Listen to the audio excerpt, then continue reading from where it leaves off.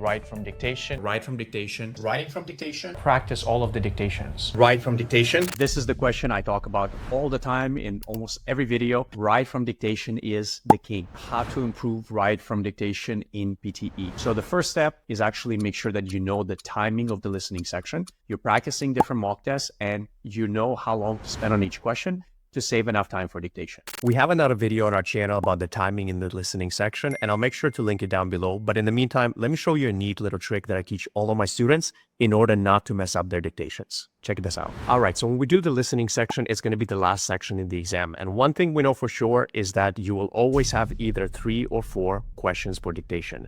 Now, what I'll get you to do is I'll get you to pay attention to how many questions you're given here. And you can see you're going to be getting 20 questions in your listening in total. Now, if we have 3 or 4 dictations at the end, what that means is that I want to hope for the best and I hope I only get 3, but I'm going to prepare for the worst and I'm going to get ready for 4. So that means out of 20, 19, 18, and 17 could be dictation. So before I go to question 17, I need to be very careful because it could be dictation.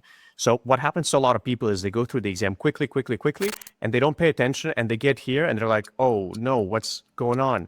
Oh, is the dictation? You got only 2 seconds to get ready, boom. And they miss the whole sentence. So if I see question 16 is coming up next, this is when I take a second, I flip my notes to a new page and I get ready to write to make sure I have enough space. And of course, make sure your markers are working and ready to go. Because once you go to the next question, they don't give you a lot of time to prepare. And if I go next, I'm ready to go. I see this is not dictation. Fantastic news. That means I'm only going to have 3 of them, number 18, 19, and 20. So now I'm going to be 100% ready to go and ready to nail it.